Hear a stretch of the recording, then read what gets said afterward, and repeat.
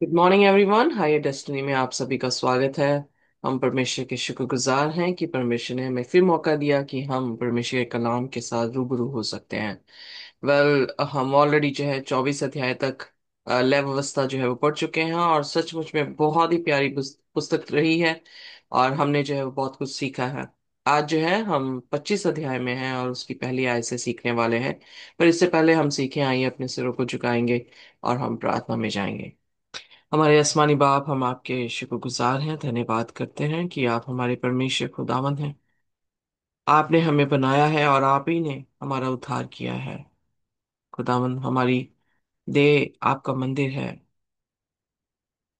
और खुदावंद, ये आपने हमें नेमत दी है कि हम आपकी इस नेमत की देखरेख कर सकें। खुदावंद, हमारी प्रार्थना है कि आप हमारे कुव्वत और ताकत बने, ताकि खुदावन हम आपके साथ वफादारी कर सकें। हमारे गुनाह गलती जो हमने जाने अनजाने में किए हैं, खुदावन, जहां पर हम कमजोर हो रहे हैं या जहां पर खुदावन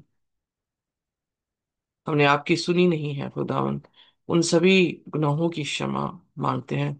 और इन चीजों को भी खुदावन हम उसका अंगीकार करते हैं कि हम अच्छे लोग नहीं हैं, हम बुरे लोग हैं। और खुदावन, बुरे लोगों के बीच में रहने वाले लोग हैं। हमारे पे अपनी दया करें और खुदावंद हमारे सारे गुनाह गलतियों को माफ कर दें। अपने पवित्र लहू से धोकर हमें साफ कर दें। और खुदावंद, हमें पाकरू से भरकर आप अपने इस मंदिर को खुदावंद साफ बनाएं, ताकि आपका सिंहासन हमारे जहनों में लग सके। और खुदावंद, हमारी हर एक सोच में, हमारे हर एक निर्णय में खुदावंद ये सुनसी हो सके। खुदावंद, हमारे सिर आपके सामने झुकते हैं, क्योंकि आपके जैसा परमेश्वर कोई नहीं, आपसे बढ़कर कोई सामर्थ नहीं। और खुदावंद, हम जानते हैं कि हम स्वर्ग में सिर्फ एक ही जन को जानते हैं, वो आप हैं। धन्यवाद करते हैं प्रभु कि हम आपको देख सकते हैं, आपको सुन सकते हैं, आपको छू कर देख सकते हैं। खुदावंद, आज के कलाम पे भी खुदावंद हम यही दुआ चाहते हैं कि आप अपना मुकाशवा दें। हम नहीं जानते इन बातों को, पर खुदावंद आप हमारे सामने खोलें। आप बोले, हम सुने, आप बढ़े और हम घटे, और आपका नाम मुबारक ठहरे। हमारी इस प्रार्थना को सुने, कबूल करें। इस प्रार्थना को यीशु के नाम से मांगते हैं, आमीन। आमेन। आइए लेब अवस्था उसका 25 अध्याय और उसकी पहली आयत को जो है हम पढ़ेंगे। फिर यहोवा ने सीनै पर्वत के पास मूसा से कहा, इज़राइलियों से कह कि जब तुम उस देश में प्रवेश करो जो मैं तुम्हें देता हूँ, तब भूमि को यहोवा के लिए विश्राम मिला करे। हम्म। तो यहाँ पर पहली चीज तो इंटरेस्टिंग चीज मुझे बड़ी लगी कि अभी भी सिने पर्वत के आसपास में ही है, मूव नहीं हुए, यू नो। सो लेब अवस्था भी इसी दौरान में जो है वो लिखी गई है, क्योंकि 10 हुक्म जो है खुदा ने सिने पर्वत पे दिए, और उसके बाद खुदा ने मूसा से कहा कि इन हुक्मों को लिख। और वो सारे हुक्म जो है हम देख रहे हैं कि चाहे वो हेल्थ लॉ हो, या वो सेक्रीफिशियल या सेरेमोनियल सेरेमोनियल लॉ हो, या जुडिशियल लॉ हो, वो सारे के सारे जो है लेव व्यवस्था में लिखे गए हैं। तो ये यकीनन बात है कि मूसा ने जो है अभी कहाँ से ये सारे हुक्म ले रहा है, सिनाई पर्वत से ही जो है वो ले रहा है। और उसी के पास जो है मूसा से कहा गया कि इज़राइल से क्या है कि जब वो देश में पहुंचे, सो अभी तक वो देश तक नहीं पहुंचे हैं, अभी शुरुआत ही है। और शुरुआत में ही खुदा जो है ये सारी व्यवस्था मूसा के जरिए लोगों तक जो है वो पहुंचा रहा है, क्योंकि हम ऑलरेडी देखते आ रहे हैं कि परमेश्वर ने कहा मूसा से कि क्या इज़राइल से। अब भी जो है खुदा जो है मूसा को मीडिएटर या माउथ पीस की तरह जो है इस्तेमाल कर रहा है।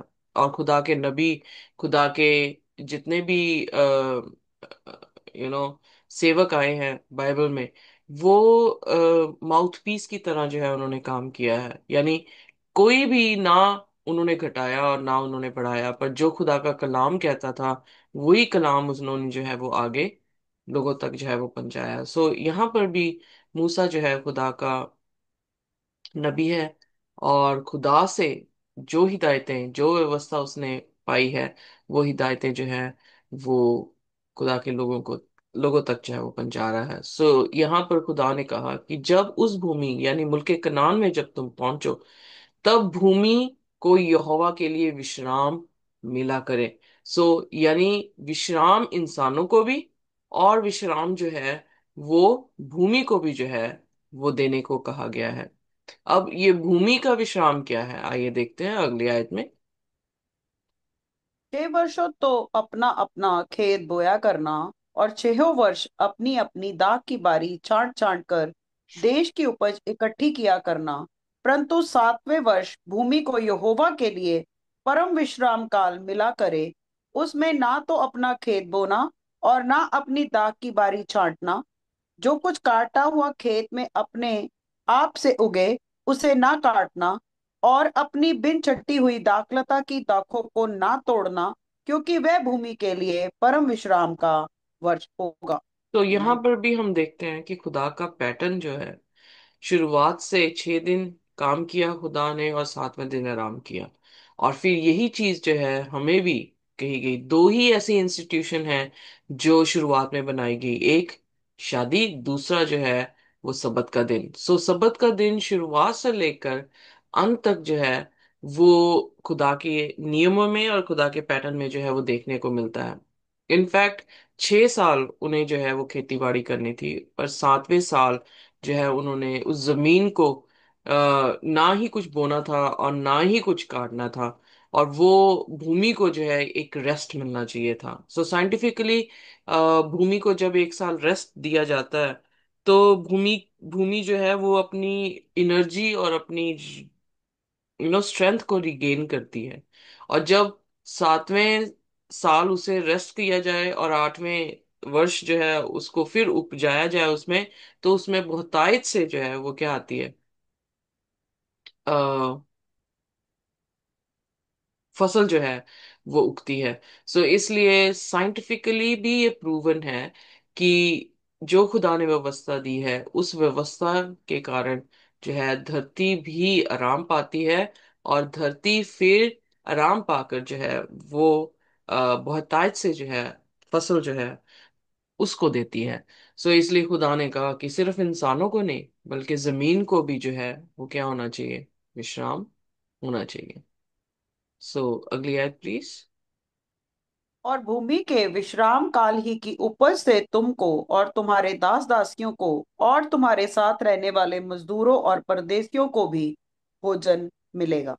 सो यहाँ पर जो है खुदा ने कुछ जो 5वें आएंगे, जो कुछ काटे हुए खेत में अपने आप से उगे उसे ना काटना, और अपनी बिन अ, छांटी हुई दाखलता की दाखों को ना तोड़ना, क्योंकि वह भूमि के लिए परम विश्राम का वर्ष होगा।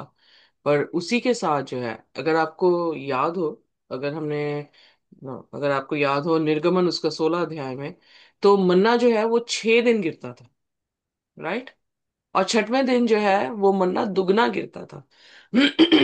ताकि 7वें दिन जब मन्ना नहीं गिरेगा, तो 6वें दिन का जो खुदा ने दुगना दिया है वो जो है लोग जो है वो खा सकते हैं, और भूखे जो है वो नहीं मरेंगे। सो उसी तरह से परमेश्वर ने जो है जब जमीन की भी बात की है, तो वहां पर अब जब हम यहोशू की कहानी या यहोशू की किताब पढ़ रहे हैं अपने लेसन स्टडी में, तो वहां पर हम देखते हैं कि जब वो लोग जो है कनान में भीतर चले गए, तो मन्ना गिरना बंद हो गया, और उन्होंने जो है उस जमीन की उपज को जो है वो खाना शुरू किया। सो इसका मतलब कि खुदा जो है वो मन्ना का पैटर्न भी वैसा ही कर रहा था, और उसके बाद जो आने वाले देश में इन्होंने जाना था उसमें भी जो है 7 डेज का जो पैटर्न है वो 7 ईयर्स में जो है वो भी उसी पैटर्न को जो है वो दोहराया जा रहा है। और यहाँ पर खुदा ने जो प्रॉमिस किया है कि अ, भूमि के विश्राम काल ही की उपज से तुमको और दास दासियों को और मजदूरों को परदेशियों को जो है वो भोजन मिलेगा। और 7वीं आयत। जी। और तुम्हारे पशुओं का और देश में जितने जीव जंतुओं को हो उनको भी भोजन भूमि की सब उपज से होगा। और 7 विश्राम वर्ष अर्थात 7 गुना 7 वर्ष गिन लेना। सातों विश्राम वर्ष का यह समय 49 वर्ष होगा। सो 7 into 7 हम ऑलरेडी प्रोफेसी भी जो है वो देख चुके हैं, जब हमने देखा था कि 2300 काल के बाद धरती जो है वो साफ की जाएगी, और खुदा ने जो है दानियल से कहा कि मैं 70 हफ्ते जो हूँ वो तेरे लोगों को देता हूँ। तो 70 गुना 7। सो यहाँ पर भी जो है वही मल्टीप्लिकेशन, वही आंकड़ा जो है यहाँ पे भी देखने को मिलता है कि 49 जो सैबथ्स होंगे, सो वो, आई मीन टू से, 7, उसका 7वां, फिर अगला उसका 7वां साल। सो ऐसे गिनती की करने के बाद फिर उसके बाद खुदा जो है वो 50वें जुबली के बारे में जो है वो बात कर रहे हैं। सो इसका मतलब कि खुदा जो है इंसानों के बीच में भी यही चाहता है कि 6 दिन काम करें, 7वें दिन आराम करें। जमीन के लिए भी 6 साल काम किया जाए, बोया जाए, काटा जाए, पर 7वें साल जो है उसे भी जो है वो आराम जो है वो दिया जाए। सो इसलिए खुदा ने जो है 50 तक जो है वो पहले ही गिनती बता दी है। 7 गुना 7 वर्ष गिन लेना, सातों विश्राम वर्षों का ये समय 49 वर्ष जो है वो होगा।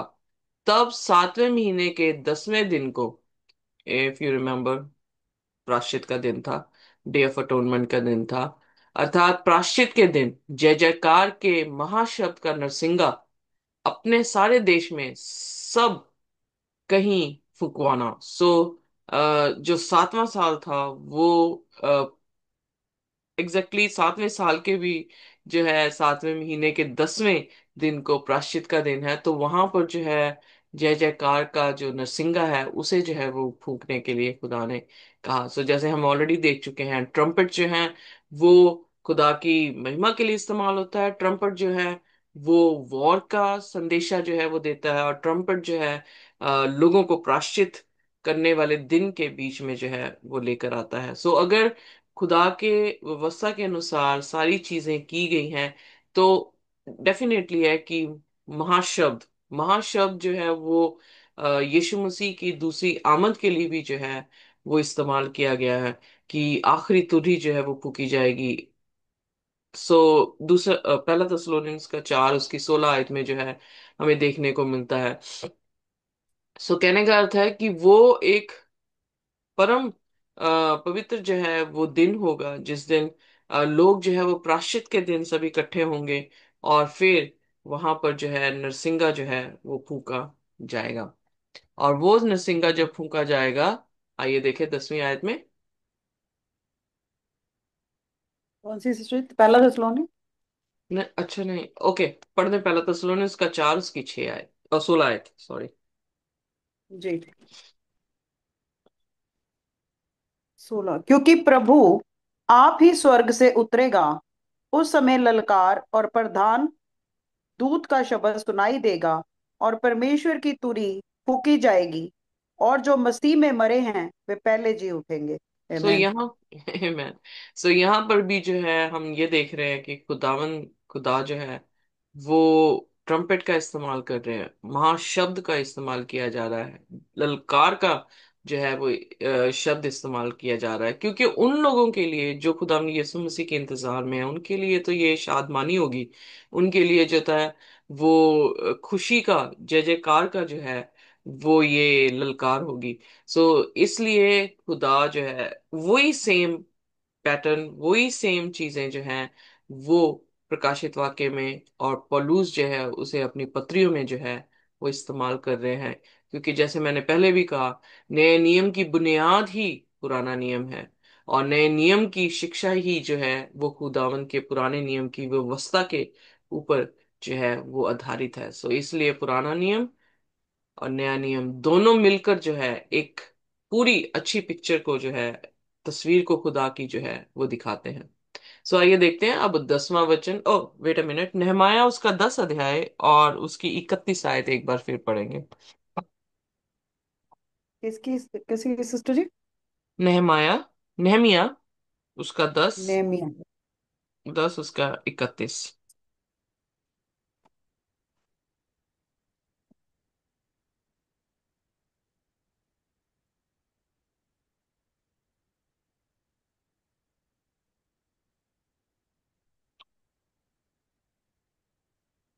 आपने निकाला?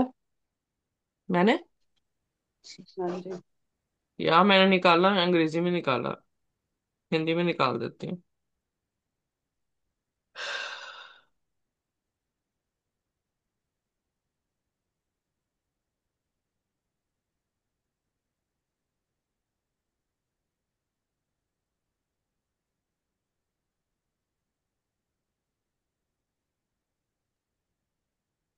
आ,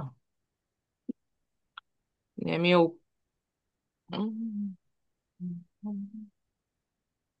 नेहमिया उसका 10, उसकी 31 आयत। यहाँ पे लिखा, और जब इस देश के लोग विश्राम दिन को अन्न अन्न व और बिकाऊ वस्तु बेचने को ले आएंगे, तब हम उनसे ना तो विश्राम दिन को ना किसी पवित्र दिन को कुछ लेंगे, और 7वें वर्ष में भूमि पड़ी रहने देंगे और अपने अपने ऋण की वसूली छोड़ देंगे। सो यहाँ पर जो है नेमाया, जब बाबुल में 70 साल जो है वो रह के ये वापस जो है अपने इज़राइल में या यरूशलेम में आए हैं, और वहां पर जब ये दोबारा से व्यवस्था को लोगों के बीच में दोबारा से कवनेंट को जो है वो रिफ्रेश कर रहे हैं, तो यहाँ पे नमाया क्या कह रहा है कि विश्राम दिन में ना तो हम खरीदेंगे और ना हम बेचेंगे। क्यों? क्योंकि खुदा के वचन में 7वां दिन विश्राम का दिन है, उसमें ना हमें बेचना है और ना ही हमें जो है वो खरीदना है। और फिर उसने कहा कि 7वें साल में हम अपनी उपज में भी जो है ना कुछ बोएंगे और ना हम जो है वो कोई वसूली जो है वो लेंगे। सो इसलिए ये व्यवस्था जो है वो सिर्फ मूसा के टाइम पे नहीं, बल्कि हम देखते हैं कि नेहमाया के टाइम पर भी जो है इसी व्यवस्था पर जो है वो खास तवज्जो दी गई कि हम परमेश्वर के पवित्र परम पवित्र दिन के बीच में जो है ना कुछ खरीदेंगे और ना ही कुछ जो है वो बेचेंगे। सो यानी व्यापार जो है किसी भी तरह से हम नहीं करेंगे, क्योंकि वो दिन विश्राम का है। यहाँ पर भी जो है खुदा का वचन यही उनसे कह रहा है कि 7वें दिन और 7वें साल भूमि में भी जो है वो कोई भी कारोबार या व्यापार या उपज जो है वो उसके लिए परिश्रम जो है वो ना करें। सो जब हम 7 7 साल और 49 हफ्ते ऐसे, सॉरी साल जो है वो ऐसे निकलते हैं, तो उसका अगला जो साल है वो 50वां वर्ष कहलाएगा, और वो परमेश्वर के लिए पवित्र जो है वो माना जाएगा। आइए अब लेव अवस्था और उसका 25 और उसका 10वां वचन। और उस 50वें वर्ष को पवित्र करके मानना और देश के सारे निवासियों के लिए छुटकारे का प्रचार करना। वह वर्ष तुम्हारे यहाँ जुबली कहलाए। उसमें तुम अपनी अपनी निज भूमि और अपने अपने घराने में लौटने पाओगे। तुम्हारे यहाँ वह 50वां वर्ष जुबली का वर्ष कहलाए। उससे तुम ना बोना और जो अपने आप उगे उसी भी ना काटना, और ना बिन छाँटे हुई दाखलता की दाखों को तोड़ना।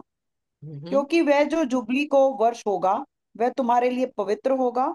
तुम उसकी उपज खेत ही में ले लेकर खाना। हम्म। सो यहाँ पर जो 50वां वर्ष है वो खुदा ने जो है पवित्र करके मानने को कहा कहा है। सो 50वां वर्ष अगर आपको याद हो, पेंटिकॉस्ट जो है वो भी 50वें दिन को जो है वो मनाया गया था। सो 50वां जो वर्ष है वो जुबली करके आज हम सभी अपनी अपनी एनिवर्सरी, जुबली एनिवर्सरी जो है वो मनाते हैं।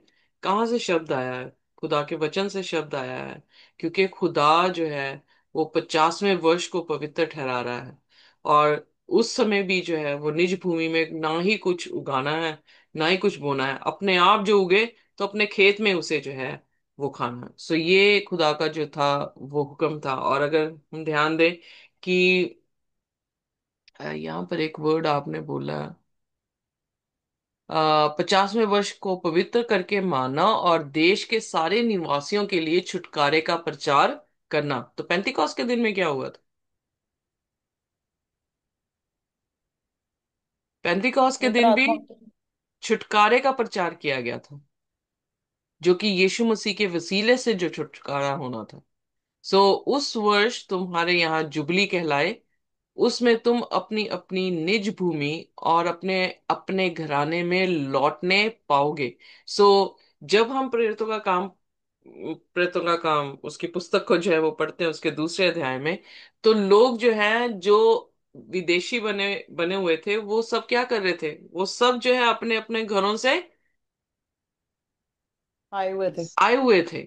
और वहां पर जो है वो सुसमाचार का प्रचार जो है वो किया गया। उनके छुटकारे का प्रचार जो है उस जगह पे किया गया। और प्रोफेसी जो है वो पूरी हुई। खुदा की व्यवस्था वहां पर जो है वो बिल्कुल पूरी हो गई, क्योंकि प्रभु यीशु मसीह के वचन में जो भी व्यवस्था दी गई है, उस व्यवस्था में खुदा के अजीबो गरीब जो है वो काम है। और इसलिए खुदा जो है इन व्यवस्थाओं को रख रहा है। और वो व्यवस्थाएं, अगर हम 49 देखें, तो हमें वेदी की साफ होने के लिए 490 ईयर्स जो यहूदी कौम को बाबुल से लेकर दिए गए थे, उसके बारे में भी वही जिक्र आता है कि वो पूरे हुए। और फिर उसके बाद 50वां साल जो है खुदा ने जुबली के रूप में, और 50 साल के बाद जो है 50 दिन के बाद जो हम फसह देख रहे थे, 50 दिन के बाद हम पेंतिकॉस का दिन जो है वो मना रहे हैं। सो ये आंकड़े जो हैं वो एवरी टाइम जो है रिपीट हो रहे हैं, जो हमें ये बताता है कि खुदा बदला नहीं है, और खुदा की एक विशेष योजनाएं हैं जो खुदा अपने लोगों के साथ जो है उस समय जो है वो करेगा। सो यहाँ पर 11वें वचन में, तुम्हारे यहाँ वह 50वां वर्ष जुबली का वर्ष कहलाए, उसमें तुम ना बोना, और जो अपने आप उगे उसे भी ना काटना, और ना बिन छांटी हुई दाखलता की दाखों को तोड़ना, क्योंकि वह जो जुबली का वर्ष होगा वह तुम्हारे लिए पवित्र होगा। तुम उसकी उपज खेत ही में से लेकर जो है वो खाना। सो यहाँ पर 12वें वचन में इंग्लिश में क्या लिखा है? जुबली बोली,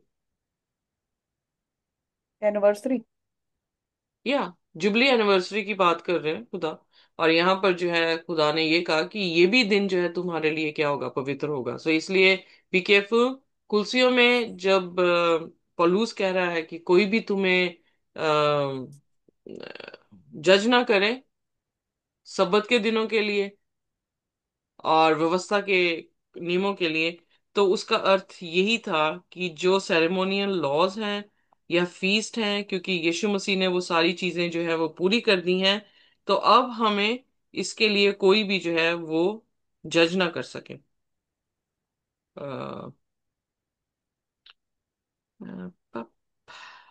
sorry, I am just looking for the verse.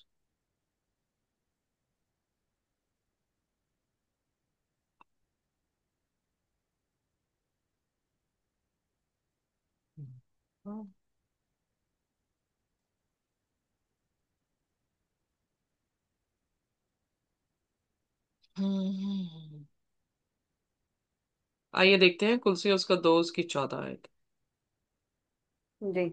और विधियों का वह लेख जो हमारे नाम पर और हमारे विरोध में था, मिटा डाला, और उसको क्रूस पर कीलों से जड़कर सामने से हटा दिया है।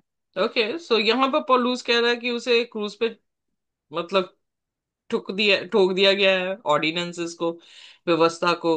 और फिर उसके बाद जो है लोग ये कहते हैं कि हम क्या कहते हैं,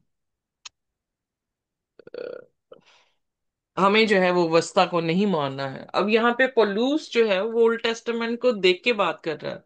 तो ओल्ड टेस्टामेंट की कौन सी ऐसी चीजें हैं जो खुदा ने नेल कर दी?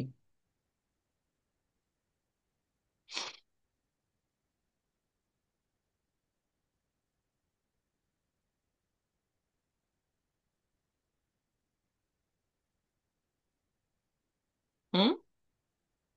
कोई चीजें नेल की हैं। Philosophy and vain deceits. यहाँ पे शब्द जो है वो ये है, tradition of men, rudiments of the world. आइए देखते हैं अब कुलसी उसका दोस्त की 8 आयत। चौकस रहो कि कोई तुम्हें उस तत्व ज्ञान और व्यर्थ धोखे के द्वारा अहेर न कर ले जो मनुष्यों के परंपराई और संसार की आदि शिक्षाओं के अनुसार है, पर मसीह के अनुसार नहीं। मैन। सो जब हम चैप्टर को ऊपर से पढ़ते हैं, क्योंकि हमने 11वीं 14वीं आयत पढ़ी है, पर 8वीं आयत से जब बात उसकी सुन रहे हैं तो वो किन के बारे में बात कर रहा है? गलत शिक्षाओं के बारे, इंसानों की बनाई हुई जो है वो शिक्षाओं के बारे में जो है वो बात कर रहा है कि उसे खुदा ने जो है खत्म कर दिया है। और फिर उसके बाद hand writing of ordinances that was against us. ये कौन सी हैंड राइटिंग्स हैं जो हमारे अगेंस्ट थी? ये वो हैंड राइटिंग्स थी जिसमें खुदा जो है वो कर्सेस और और ब्लेसिंग्स को बता रहा है। जहां पर प्रभु यीशु मसीह के द्वारा जो है हमारा उद्धार है, या मेमने का मन्ना जो है वहां पर जिक्र किया गया है। खुदा ने मेमने का जो मन्ना है, एवरीडे मन्ना है, उसको खत्म किया है। और क्योंकि यीशु मसीह हमारे लिए हमेशा के लिए मर गए हैं, तो मरे हैं और फिर जी उठे हैं और बाप के दाहिने बैठे हैं, तो हमें जरूरत नहीं है कि हम ऐसी ऑर्डिनेंसेस या ऐसे व्यवस्था को जो है वो आज मान रहे हैं। क्लियर? जी। बट आज भी हेल्थ लॉ है, आज भी जुडिशियल लॉ है, आज भी मॉरल लॉ है। ओके। सिर्फ एक लॉ है जो खत्म हो गया, और वो ये कि एवरी डे जो वेदी पर मेमना चढ़ाया जाता था वो हुक्म नहीं है। जी।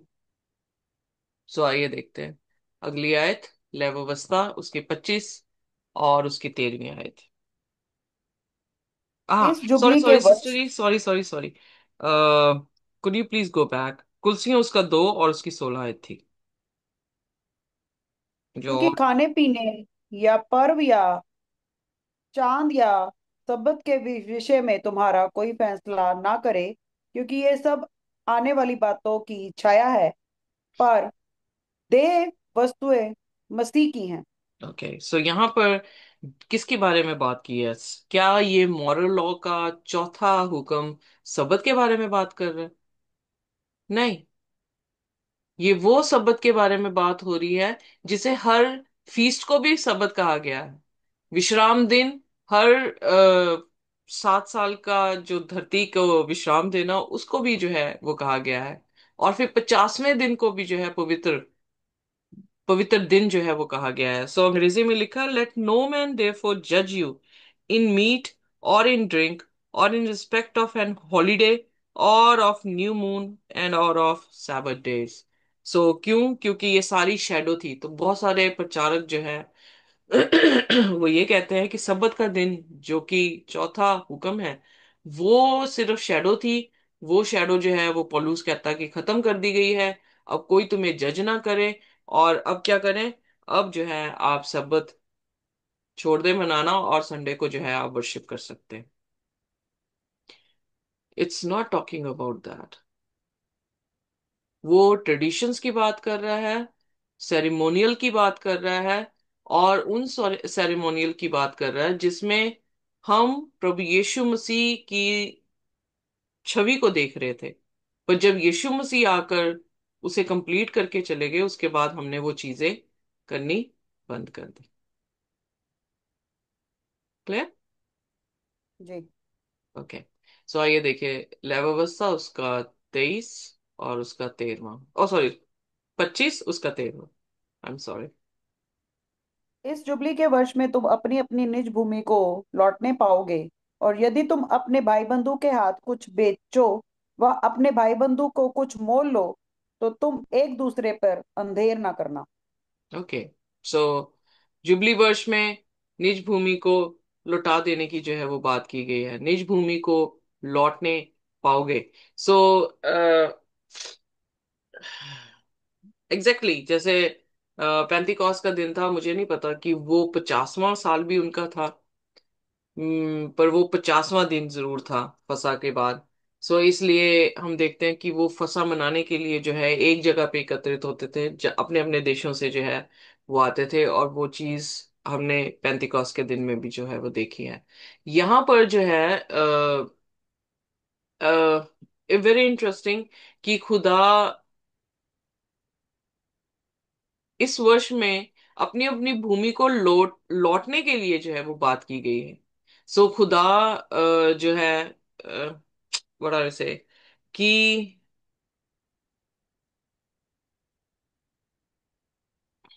अपनी भूमि भूमि पर वापस लौटने की जो है वो बात हुई है कि इंसान कहाँ भी कहीं पे भी चले जाए, पर वो अपनी एंसेस्टर्स की जमीन पर जो है वो क्या करेगा, 50वें साल लौट कर जो है वो आएगा।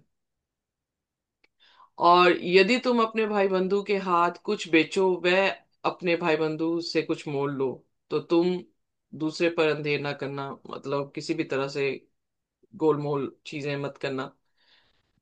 जुबली के पीछे जितने वर्ष बीते हों, उनकी गिनती के अनुसार दाम ठहरा के एक दूसरे से मोल लेना। सो एक, जैसे हम सबत का दिन है, पहले कैलेंडर नहीं होते थे, तो किस तरह से जो है वो अपने दिनों को बताते थे कि मैं इस दिन आऊंगा। वो हमेशा कहते थे 2 दिन, सबत के 2 दिन के बाद, या सबत से 2 दिन पहले जो है, या सबत के 2 दिन की बाद की जो है वो जर्नी है। सो उसी तरह से परमेश्वर जब जमीन किसी को लीज पे देना है या मोल देना है, तो वो क्या कह रहे हैं, 50वां जो साल था, जमीन वापस ऑनर के पास आ रही है। बट जब वो लीज पे दे रहा है, तो उसके कितने साल बच गए हैं 50वें साल होने में, क्योंकि वापस आनी चाहिए जमीन उस पे उसके पास। तो वो मोल जो है उसके हिसाब से जो है वो उसका दाम लगता था, और उसके हिसाब से इंसान जो है वो लीज पर पैसा देता था, क्योंकि उसे 50वें साल उसे वापस जो है करनी पड़ती थी। यहाँ पर जो है लीज पर गाड़ियां मिलती हैं।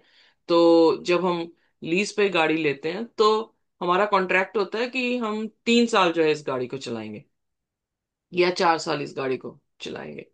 तो वो लीज पे हमें मिलती है, और हम जो है एवरी मंथ उसकी उसका किराया जो है वो देते हैं, और जितना कॉन्ट्रैक्ट होता है उतने कॉन्ट्रैक्ट में हम वो गाड़ी क्या करते हैं, वापस जो है वो कर देते हैं। पर उसके बाद अगर हमारा दिल करे कि ये गाड़ी हम खरीद ही लेते हैं, तो फिर हम जो है उसे खरीद लेते हैं। उसी तरह से खुदा के हुक्म के अनुसार जो 50वां साल होता था, वो किसी भी तरह से अगर मैंने लीज पे ली है, मुझे वापस करनी ही करनी है। सो इसलिए जो व्यापार होता था, वो 50वें वर्ष तक जितने साल बचे हुए हैं उसके हिसाब से जो है उनसे पैसा लिया जाता था।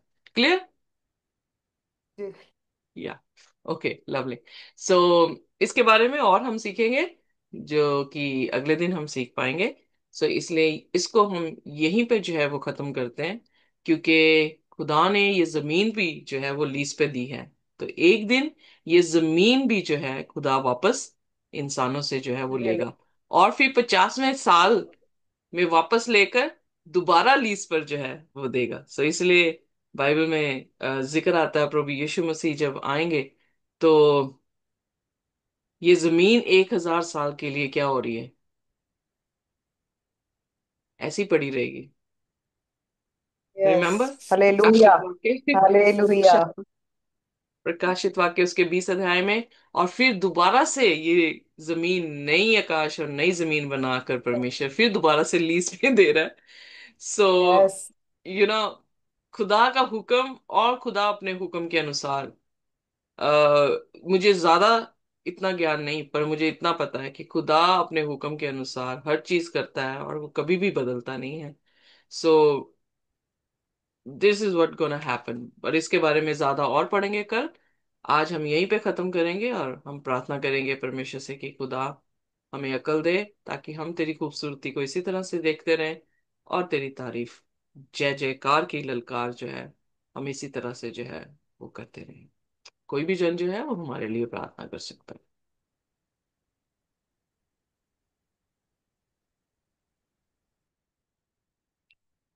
आसमानी बाप, हम आपके शुक्रगुजार हैं, धन्यवाद करते हैं प्रभु। आप सचमुच में खूबसूरत परमेश्वर हैं। हम जितना आपको जान रहे हैं खुदावन, उतना ही खुदावन हम देख पा रहे हैं कि आप सच में बदलने वाले खुदा नहीं हैं। आप अटल खुदा हैं। आप आज कल और अब तक एक जैसे ही हैं। और आपके नियम सिर्फ मूसा के लिए नहीं थे। आपके नियम खुदावन हर सदी के लोगों के लिए हैं। इवन इटर्निटी के लिए भी हैं। हम कैसे मूर्ख हो सकते हैं जब हम खुदावन ये सोचते हैं कि आपने ये हुक्म सिर्फ मूसा के लिए दिया था, हमारे लिए नहीं बना है। हमें माफ कर दें खुदावन। हम उन सभी भाई बहनों के लिए भी माफी चाहते हैं।